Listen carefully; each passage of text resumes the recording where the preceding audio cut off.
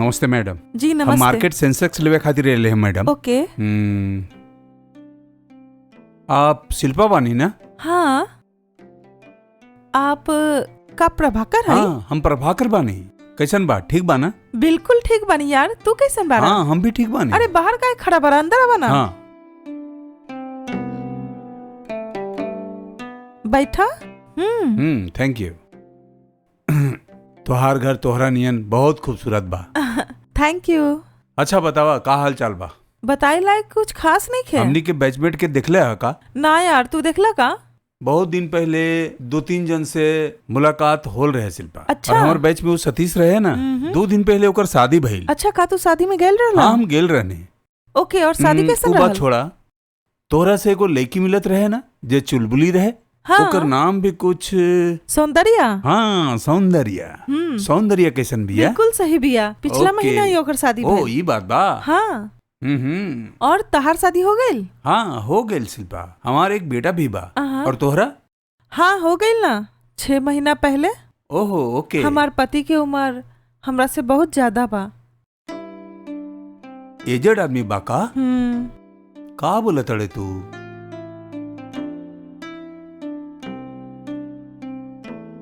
इहे हरन हमार पति।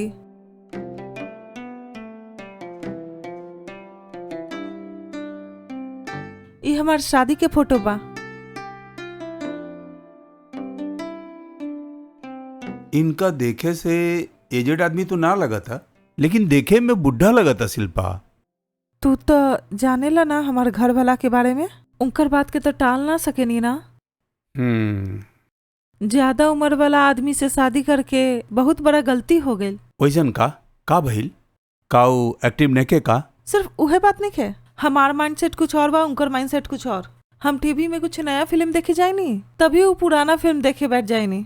हम चाहे नी हमेशा ट्रेंडिंग ड्रेस पहनी, और उनकर सोच पुराना जमाना के ख्याल जैसन। सिर्फ उहे बात नहीं है, कहीं हम लोग बाहर जाए नी ना, तो हम एकदम तेज चल जाए नी, और वो पीछे आराम से आए नी। और भी बा, उनकर हेल्थ सही नहीं है। हमरा पास तो कुछ छुपा के बोला तड़ू, लेकिन बुढ़ा आदमी से शादी करे से तोहरा बहुत प्रॉब्लम आई, हमके पता बा। अब का कर सके नी। अच्छा, तो धूप में थक गई होबा, हम तहारा लगी पानी लेके आओ तनी।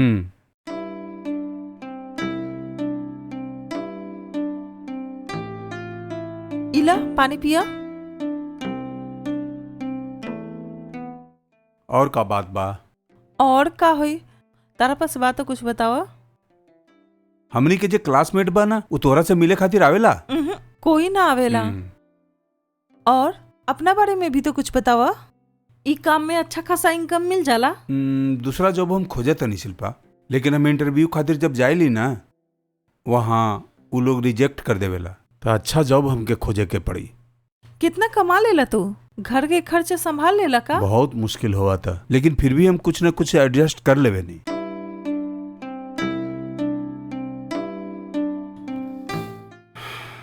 अच्छा शिल्पा, हमके देरी होगा था, हम निकलम। तोहरा के कोनो हेल्प चाहिए तो हमके बोलिया। हमके कुछ प्रॉब्लम नहीं है, यहाँ पे हम बिल्कुल आराम से बानी। अरे यार, वो बात नहीं खे। तोहरा के और कोनो दूसर हेल्प चाहिए तो हमके बोलिया, हम कर देम। देखा, तू का सोच समझ के बोलत रहा, हम सब समझता नहीं। हमार पति एजेड बा, यही से बोलत रहा तू। तार कोई मदद के जरूरत नहीं है, पहले बाहर निकला।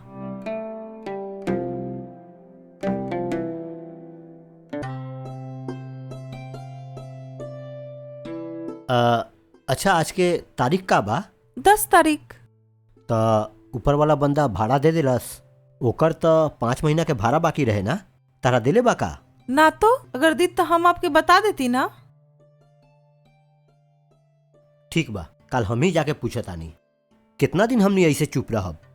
आप कुछ मत बोलिए, कल हम ही पूछ ले मुकरा से। अगर तू जाएबा बिना वजह झगड़ा हुई, हम आराम से बात कर लेता नहीं, ठीक बा? हाँ ठीक बा, तू जाके पूछ ली। हाँ, अच्छा जी, हमके नींद आवता, हम सोई जाता नहीं।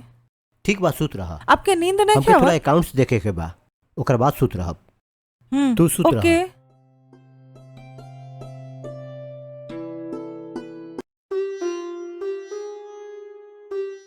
लक्ष्मी, ओए लक्ष्मी।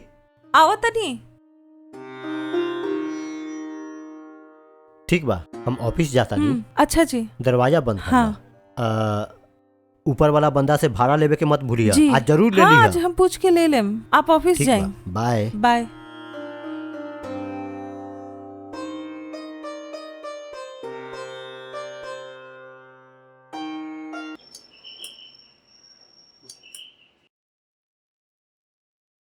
आवा मैडम, अंदर आवा।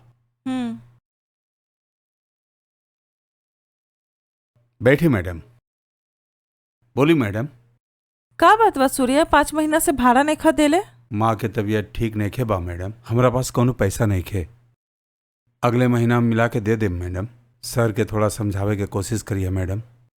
रात के ऊ रेंट के भाड़ा ना देवे से गुस्सा कैलन। 5 महीना तू भाड़ा में काहे लगा देला? वो बात नहीं खे मैडम, अगला महीना कैसे भी करके हम दे दे मैडम। अरे पहले से ही 5 महीना के भाड़ा बाकी रह गेल। हम सोचे तनी ई महीना के मिल जाये तो तू अगला महीना के बात करत रह। इतना देर काहे होता? वही हम बोली है ना मैडम, हमार माई के तबीयत ठीक नहीं खे, डॉक्टर दिखावे में बहुत पैसा खत्म हो गई। अगला महीना जरूर पूरा पैसा दे दे मैडम। आप कैसे भी करके सर के समझा दी मैडम। कैसे भी करके रेंट देवे के कोशिश करा।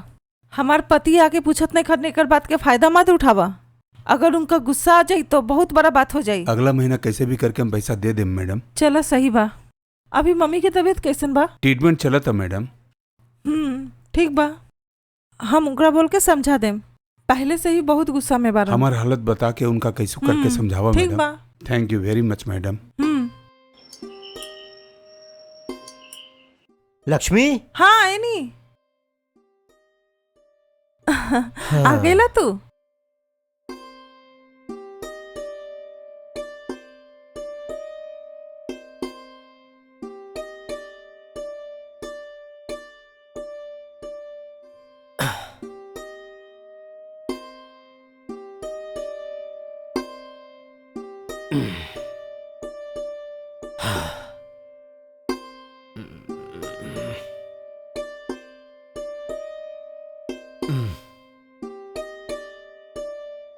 आप थोड़ा आराम करी, हम अंदर जाके चाय बना के लेके आओ तनी। अभी कुछ ना चाहिए। काहे जी, का भइल? वो ऊपर वाला बंदा भाड़ा देलस की ना? ना जी, कहत रहे कि अगला महीना सब कुछ मिला के दे दी। का अगला महीना दी? लागत ओकर माँ के तबीयत ठीक नहीं खे, हॉस्पिटल के खर्चा ज्यादा हो गेल, ओही से अगला महीना देवे के बोल ले बा। ओकर माई के तबीयत ठीक नहीं खे ना, का कर सकता? वो बहुत अच्छा लड़का बा, दे दीजी। ठीक बा, हम जाके चाय बना के लेके आओ तनी। हाँ ठीक बा।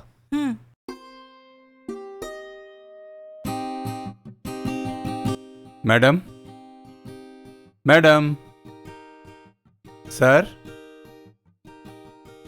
सर। हाँ के बा, आपके का चाहिए? मैडम, हम 1 नंबर के काजू सेल करते नहीं मैडम, आपके काजू चाहिए का मैडम? जी ना, हमके कुछ न चाहिए। मैडम, हम आपके बहुत सस्ता में दी मैडम। 1 केजी के 500 रुपया। बाहर से आप 1 केजी लेबू तो 800 रुपया पड़ेगी, लेकिन हम सिर्फ 500 रुपये में देते नहीं मैडम। अगर आप एक साथ 4 किलो लेबू तो 300 रुपये किलो पड़ी मैडम। देखिए ना मैडम, 4 किलो काजू आपके 1200 रुपये में पड़ा था। का कहनी? 4 किलो काजू सिर्फ 1200? हाँ मैडम। काजू वो भी इतना कम दाम में आप कैसे देता नहीं? मैडम, हमारे गांव में हमारा अपन फार्म बा मैडम, यह खातिर घर घर जाके हम कम रेट में देते नहीं मैडम। आप एक बार यूज करके देखिए, बढ़िया क्वालिटी बा मैडम। इतना सस्ता में काजू दे तरह टेस्ट का अच्छा रही होकर? का मैडम आप ऐसा बोला नहीं, 1 नंबर क्वालिटी। अगर तोहरा के डाउट बा तो एक बार टेस्ट कर ला मैडम।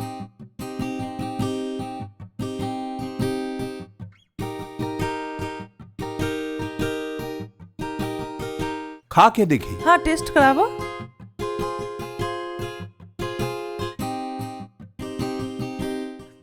ठीक ही बा, टेस्ट सही बा एकर। मैडम और तनी खा के देखा मैडम। ठीक बा, हम खरीद लेम। आप इहे पे रुकी, हम पैसा लेके आओ तनी। हाँ ठीक बा मैडम।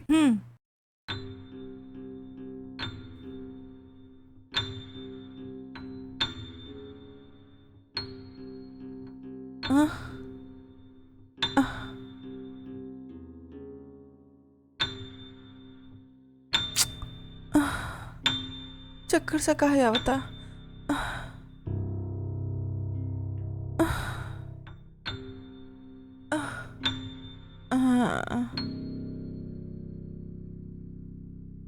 मैडम, मैडम, लगता काजू बढ़िया काम कर गेल है। तनिक अंदर जाके देखी।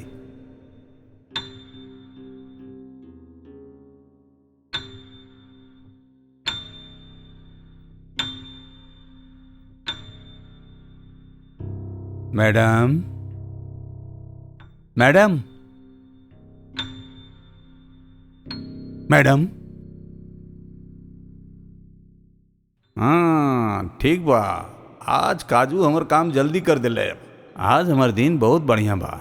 10 रुपया के काजू दिखा के एगो लड़की के जेवर, ओकर गहना, पैसा सब कुछ हम लूट लेनी है। आज हमके बड़ा लॉटरी लगल बा। ठीक बा, हाथ में ही पैसा रख ले बानी।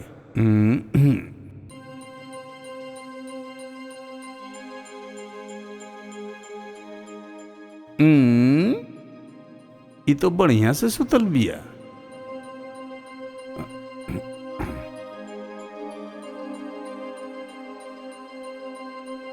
ये देखा हम कितना लक्की बिया, एकर कम से कम 1 लाख मिल जाई। हाँ, और कुछ मिली का ही घर में?